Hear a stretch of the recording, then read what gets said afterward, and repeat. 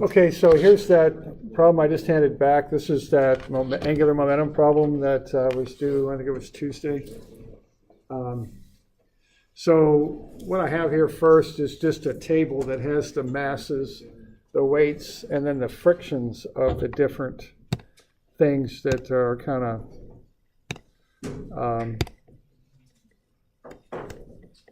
sliding across the surface, you might say.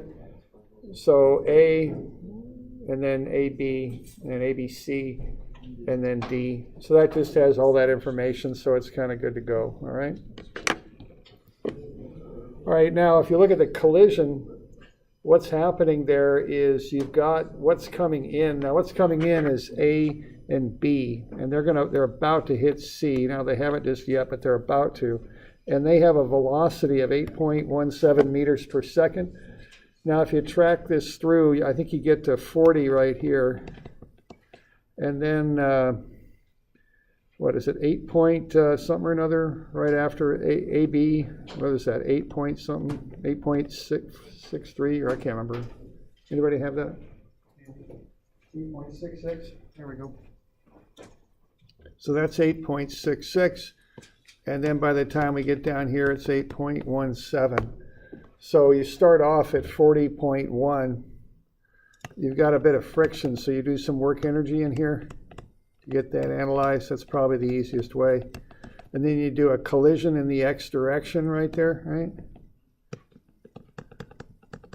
But you only look at the X direction for that because the walls will absorb the momentum in the Y. So that gets you down quite a bit to 8.66 for AB. And then you do a bit more work energy in here, right? And that'll get you down to 8.17 for AB just before it hits C.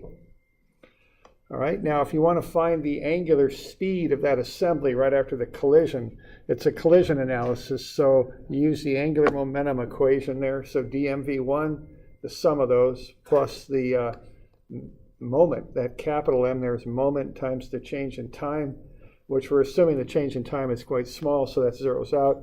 That's the sum of dmv2. Now the problem, and so what you got coming in is the mass, which is 0.08 kilograms now, that's AB. Its speed is 8.17, but you got to make that angular momentum, so you add the 0.7 meter moment arm that it's just about to have when it's hit C, all right? All right. Now there's no angular impulse, and then on the other side, what you're going to have is you're going to have the sum of dmv. Now there's two of them you got to account for. You got to account for ABC, so that has a mass of 0.16 kilograms now because it's A, B, and C. Okay, all three masses added together. Moment arm is 0.7. Now the speed is the issue there because you really don't want to call this VABC2, because if you do that, this would be V sub D2, and that's two unknowns. That's too much to handle. So to get that into one unknown, you just use the fact that V is equal to R times theta dot, which is also equal in our current notation as our omega, whatever you want to call it there, angular speed, okay? So instead of using VABC, you can just call it 0.7 times the angular speed.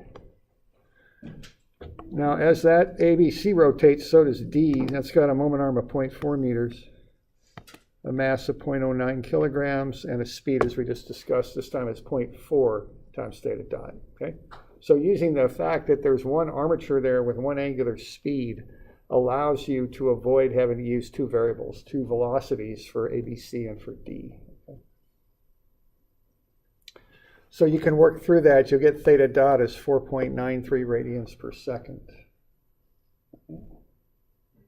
So we all right with that?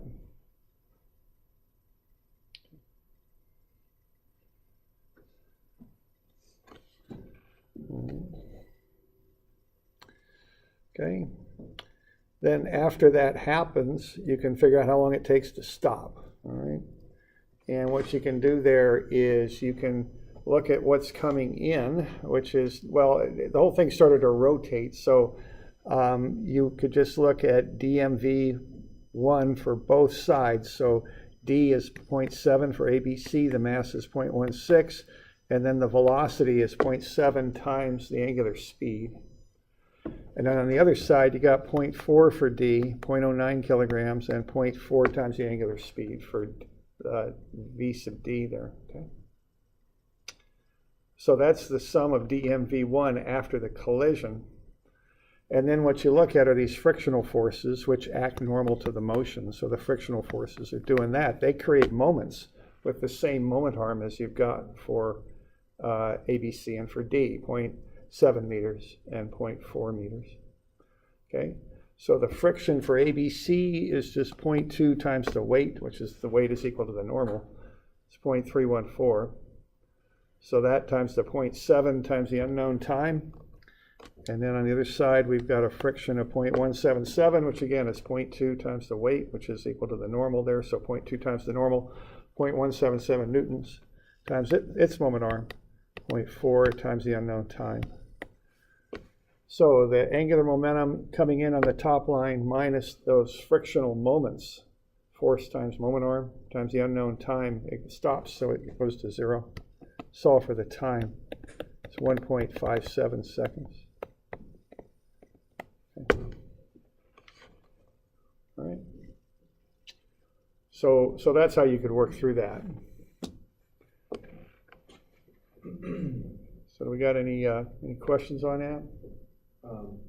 So what would stop you from analyzing that moment?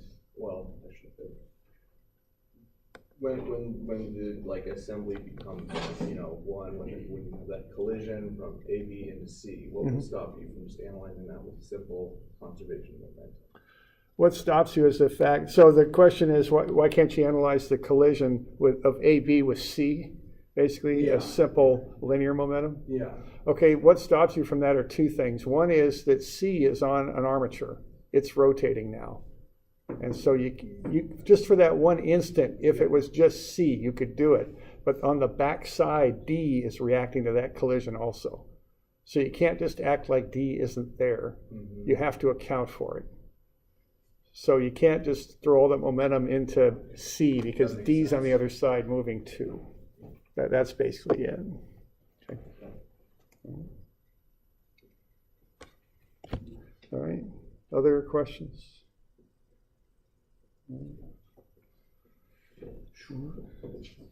Right now, you could have just, if all you really wanted to know was that time, you could have omitted the step of finding the angular speed. You could have just said, coming in, I got 0.08 kilograms for AB times its 0.7 meter moment arm times its speed.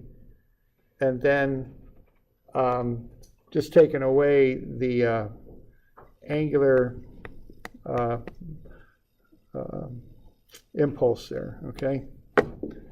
So the MDT is negative, it would be the 0.314 newtons times that's the force times the moment arm of 0.7 times the time. That's for ABC, and then for D you'd have negative 0.177 newtons times the moment arm times time.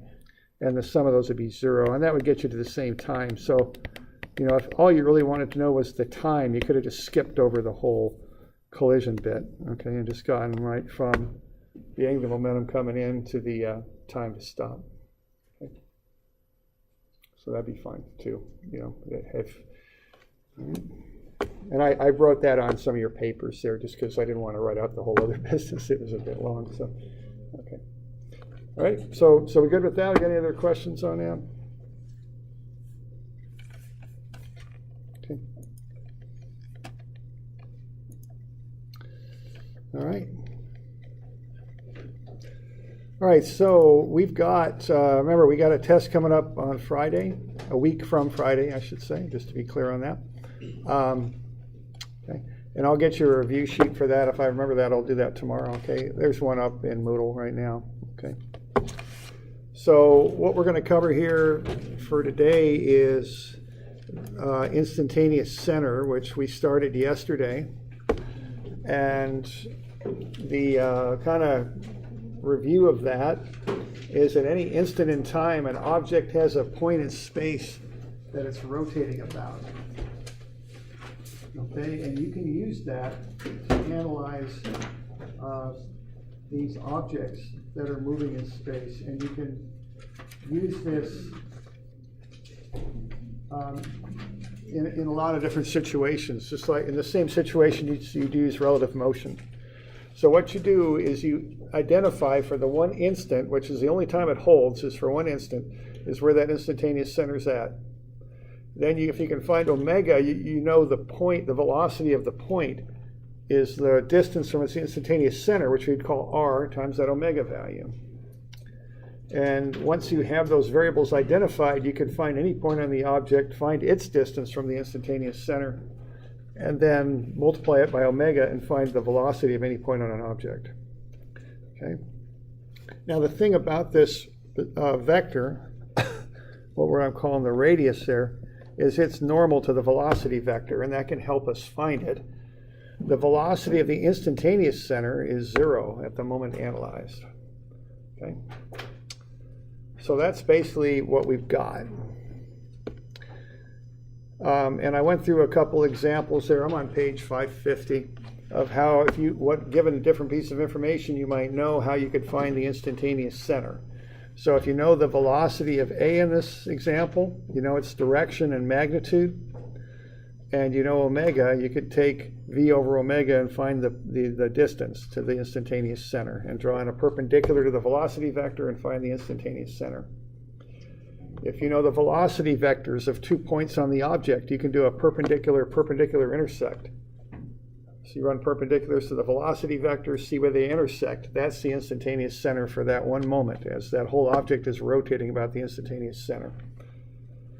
And if those two velocity vectors happen to be parallel and in line with kind of the instantaneous center there, you can proportion in the location of the instantaneous center, knowing that its velocity is 0. All right. So that's how you can find it. And we went through an example there of throwing a rod kind of underhanded across the room here with backspin. And I've got a little diagram there that kind of shows what those velocity vectors would look like on the rod.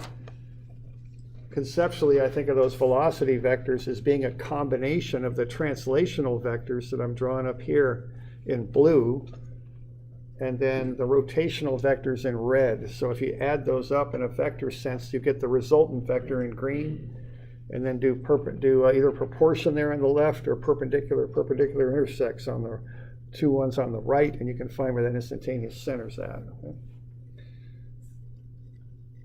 And then for our example, we just went through the idea of throwing a rod underhanded, and we analyzed it right at the moment when it's vertical, when it's down. The rod's pointing down, and the hand and arm that are throwing it are pointing down. And we have the two velocities on either side of the rod. So what we did there to figure this thing out was we realized if we have those two velocities, they're parallel because they're both horizontal. They're right in line there. You can just proportion in where the instantaneous center would be, and then use that information in this example to find the velocity of the center of gravity. Okay. So that's what we're up to. So we just set up similar triangles there, proportioned in what the distance of the instantaneous center is from point B. So 3 meters per second, the velocity of B is to the radius there, as 1.8 meters per second on top of the rod is to the radius minus 0.3. Solving that, the radius was 0.75 meters from the instantaneous center to point B. We know the velocity of point B. We know the distance from B to the instantaneous center, the IC, so we could take V over R and get omega. It's 4 radians per second. So at that instant, that rod there is rotating about the instantaneous center with an angular speed of 4 radians per second. So then we could find the distance to the center of gravity, 0.6 meters, multiply it by omega, and get the velocity of G. It's 2.4. Okay. So there's one example using the instantaneous center to find the velocity of the point in the middle of that rod. Okay. All right, so that's what we were up to yesterday. So this is just an alternate method of solving out relative velocity problems. You can use it on objects and kind of work your way through to find the velocity of any point on an object if you have enough information to locate this instantaneous center and if you can find omega. All right. So that's what we were doing yesterday. Now let's look at another example for a bearing, okay? So let's have a look at a bearing on page 560. All right.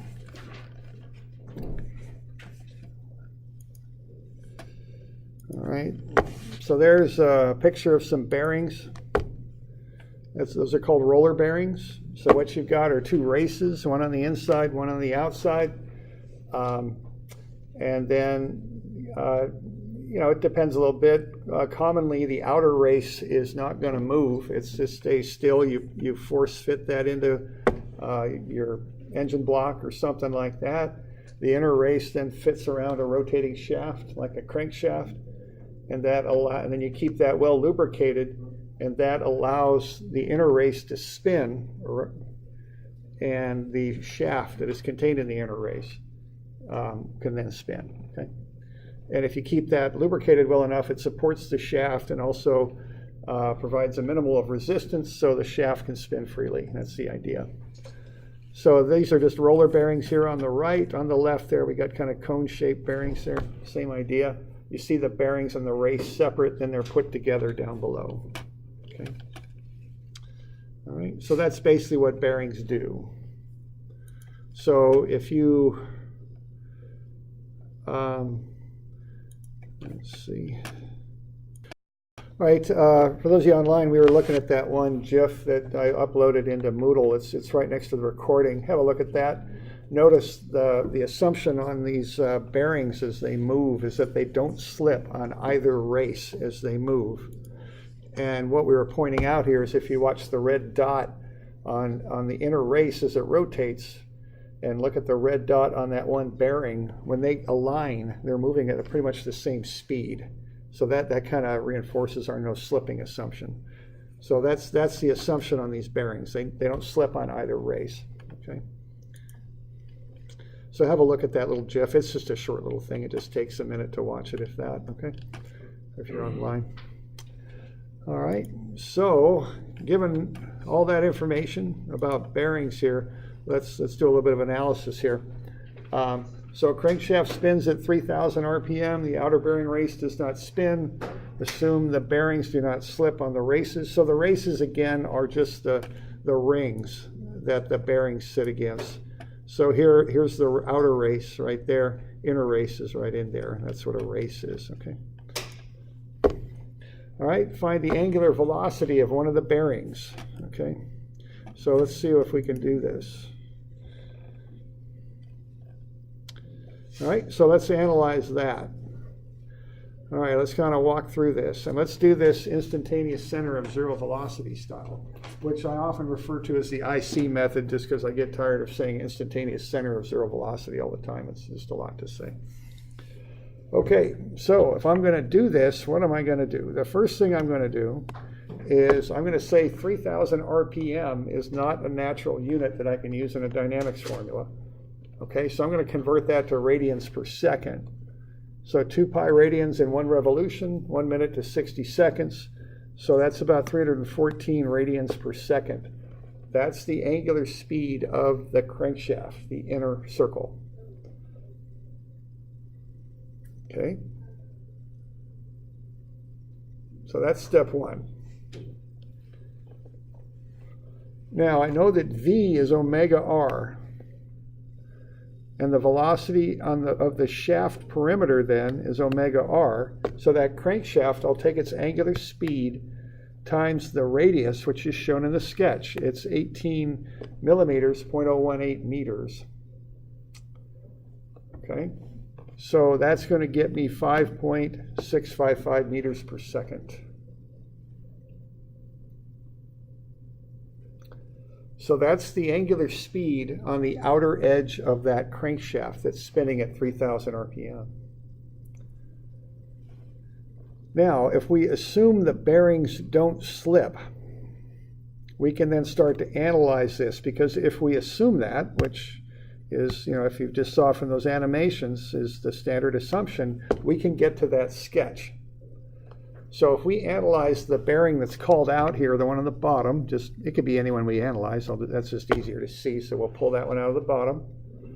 What we got here is if they don't slip on the bottom of that bearing, it's on the race that isn't moving. So its velocity is 0.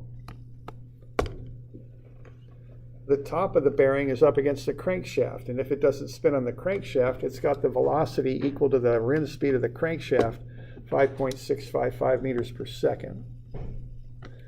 And then we've got two radii, 25 and 18, so it's 7 millimeters between 0.07 meters, 0.007 meters. Okay? So really what we're dealing with, if we just think about this, is kind of like a wheel that rolls without slipping with a 0.007 meter diameter, and we know the top velocity of the wheel. Okay? That's how we're modeling this. So I can find the angular speed of a bearing now, because I know the velocity of the top, and I know basically what the instantaneous center is. See, on a wheel that rolls without slipping, the bottom of the wheel is the instantaneous center, because it's for that one instant it has a velocity of 0. So one way to analyze a wheel that rolls without slipping is to essentially, for just the instant you're analyzing it, and that's important because you're just analyzing it one instant, analyze it like it said there's a pin joint down there. That's the instantaneous center. And the whole wheel is rotating with omega about the pin joint. That's one way to analyze a wheel that rolls without slipping. It's a handy little model sometimes. Okay? So if we take the known velocity on top of the wheel and then divide that by the distance from that instantaneous center at the bottom of the wheel to the top, which is 0.007, we get the angular speed of the wheel. It's 808 radians per second. Okay.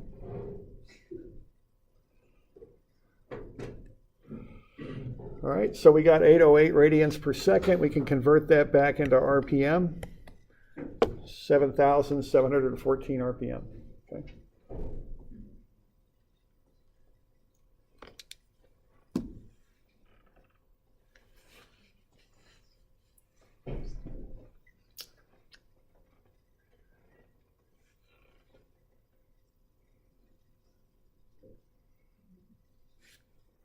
So we all right with that? Got any questions on that bit?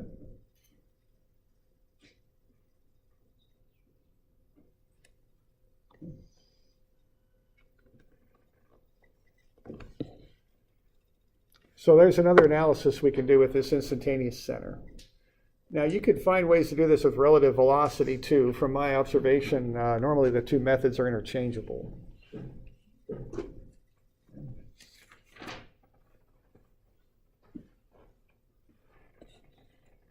Okay, we good? All right, now we can do linkage problems with instantaneous center also. On page 570, I've got that same linkage problem that we've done twice already.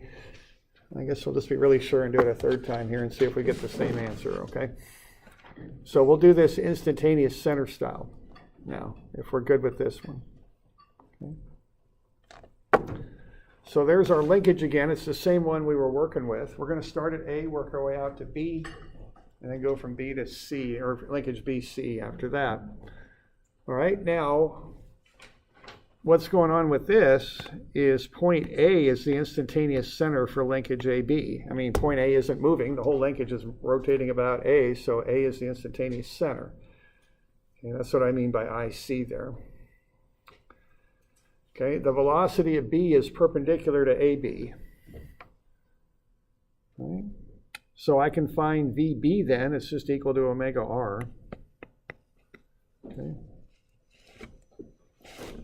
So I can get 6 radians per second times the length of the linkage, and that's 2.76 meters per second.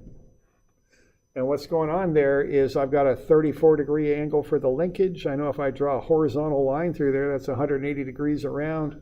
I got a 90 in there. So if I take 180 minus 90 minus 34, I get 56. Really, it's just 90 minus 34 is 56, okay? So I know that that velocity of B is going upright at 56.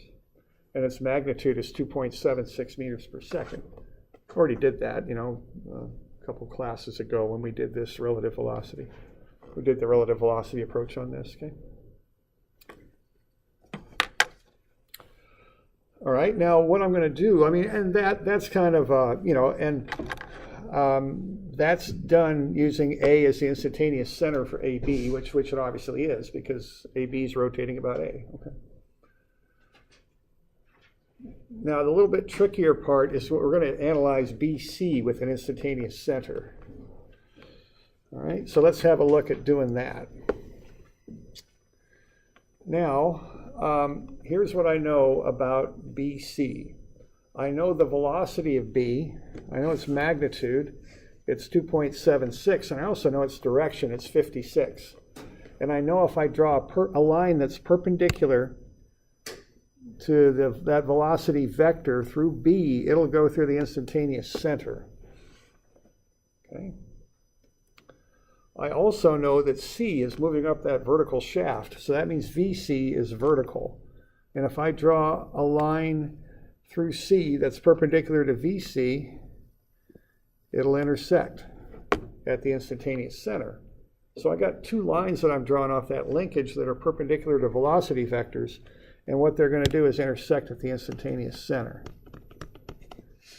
Okay? We good with that?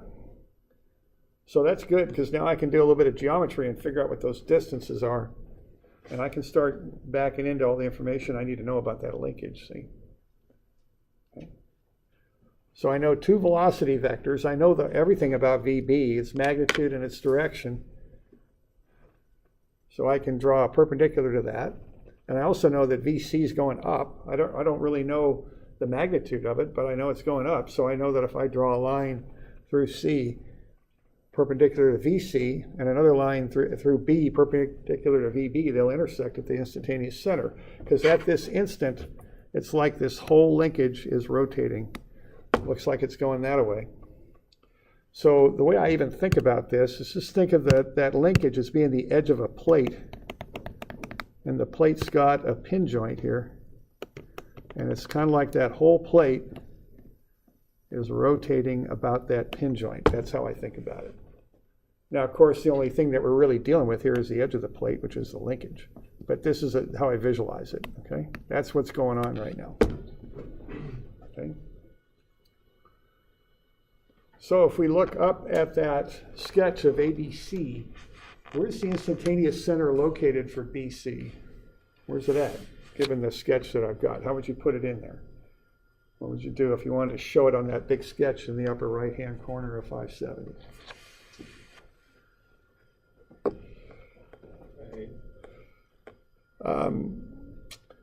Okay, that's kind of, it looks that way, doesn't it?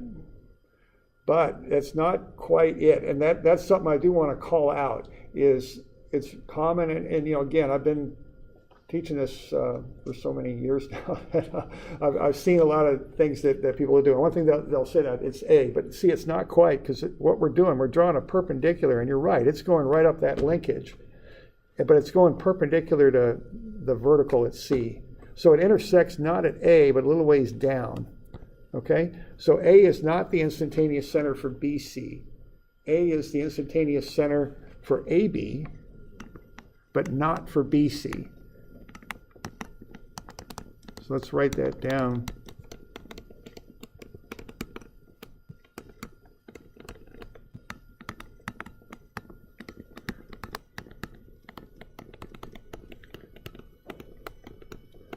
And that's kind of important. Where the instantaneous center for BC is below A, because see how C is below A?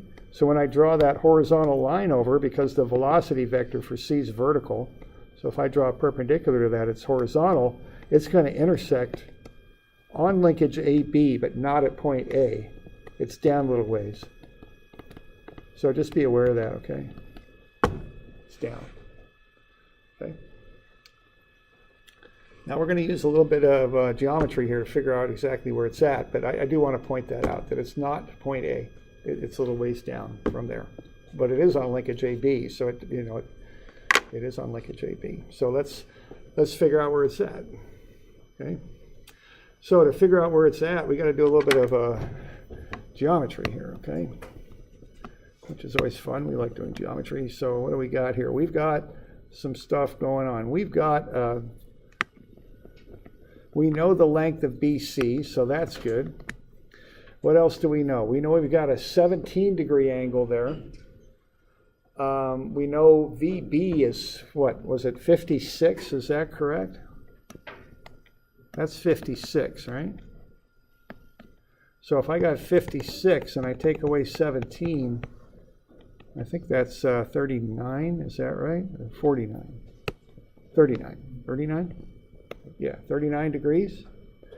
Then I'm going to take that 39 and add that right angle to it, and that's going to be 129. So that's 129 right there.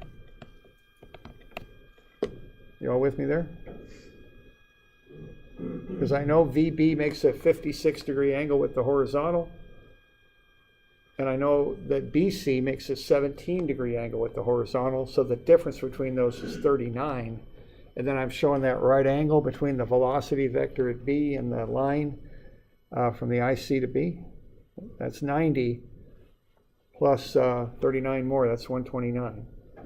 Okay. All right.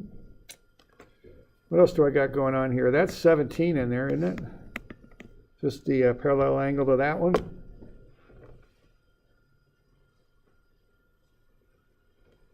And the other one's given to us, it's 34. And see, now I got an independent check, and I always like having those, so I can add up all three of those and make sure they add up to what they ought to be for a triangle, which is 180. So if I take 34 and add 17, I think that's 51, and if I add 129 to that, that'll be 180. Okay. So that's the that's good geometry then, okay? I got that triangle figured out. So we're doing all right with that? Okay. So now we know the triangle, how the angles work, and we got one of the sides, it's 0.6, so I can use the law of sines. Now what the law of sines says for a triangle, and I've got this on the back of your formula sheet, we got A, and we got the letters, and then there are letters for the sides corresponding Greek letters for the angles. It says that the sine of an angle over the length of the opposite side, whoops, is constant for a triangle. Oh boy,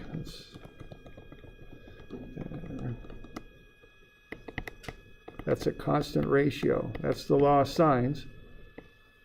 Okay? Now, what I did, I just flip it. I flip it over because I want the variable I want to solve for, which is the length of the side on top. So if those ratios are constant, if I invert them, they're constant too. So that'll work. So I do the law of sines and I invert it. So 0.6, the length of BC is to the sine of 34, as the distance from B to the IC is to that opposite angle of 17, as C to the IC is to the sine of 129. And see, I've got one of those known. I know 0.6, of course, so I know the sine of 34 is 0.552, so that comes out to be 1.07. And that's going to be 3.42 times B to the IC times 1.29 times C to the IC. So I can find those distances that I want to get that triangle all figured out. So B to the IC is 0.314.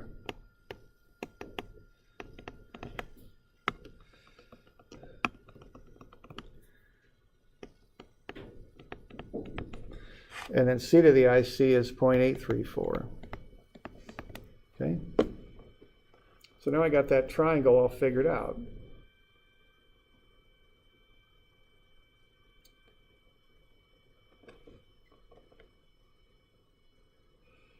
So now if I got that, I can work through the rest of this IC business because I know the velocity of B. I already found it. I found it using the fact AB was rotating about A, but now I'm going to apply it to the fact that BC is rotating about its own instantaneous center there.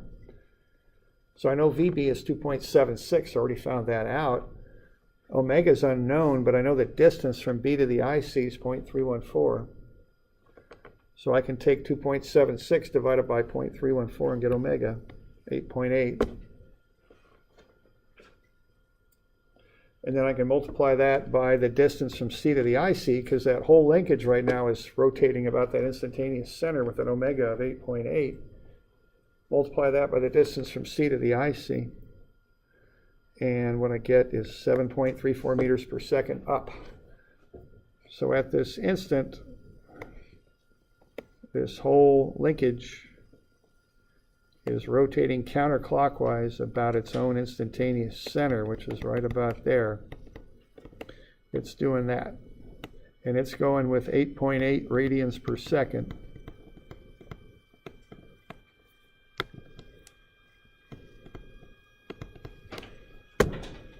And so both of those points are moving in the direction shown.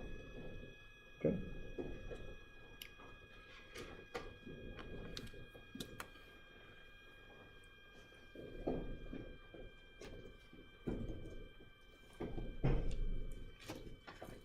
So are we doing all right with that? Okay. Dave, Yeah. can you explain how you got the equation that starts with the 1.07 equals and so on, that you set that one up? This one here? Yeah. Okay. Yeah, what I'm doing, okay, so the question's about that equation that starts with the 1.07. I'm just taking 0.6 and dividing it by the sine of 34, and I get 1.07. Then I'm going to take 1 and divide it by the sine of 17, and that'll get me the 3.42. And then I'm going to take 1 and divide it by the sine of 129, and that'll get me the 1.29. So there's an implicit 1 on the top of these fractions. So I'm just taking 1 divided by the sine, and that's how I'm getting to those numbers. I'm doing it this way because I want all those variables, the unknowns on top is where I want them. They're easier to solve that way. Okay. All right.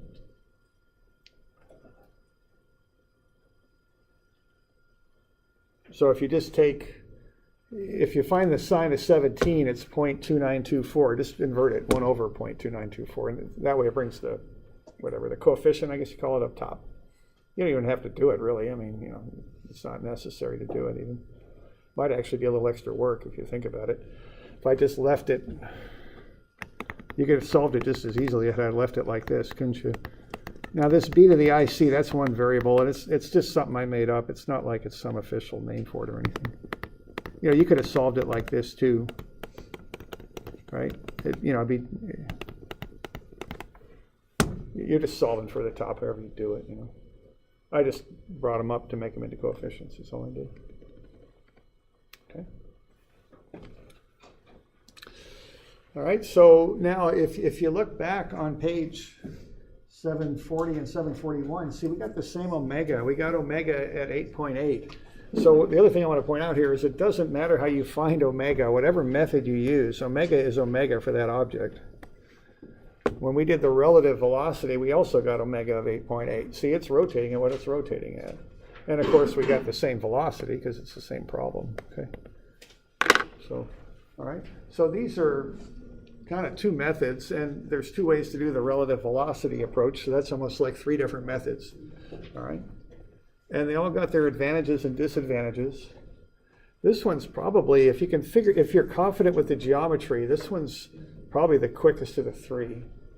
But I don't really see a real advantage to any one over the other. I mean, they all just kind of work, and they are kind of what they are. Now I'll get you some homework to do on this, and I want you to do the homework using the instantaneous center method, okay? So I do want you to practice the homework doing this. And that would be 301 and 2, all right? So 301 and 302, and these will be due Monday. And what is that, 22, 23, is that 25, I think? Okay. Now on these, I want you to use the IC method, okay? Okay. Now, Now notice we've done the same linkage problem 3 different ways now. And I think what you want to be doing here is find the way that works for you, okay? For the when you do that test, and just lock in a method that you're comfortable with, lock it in and just do it, okay? So on the test, I don't care how you do it. I won't tell you how to do it. I'll just give you probably one of these linkage problems and say figure it out. And however you want to do it's fine, okay? But now for this homework though, use the IC method.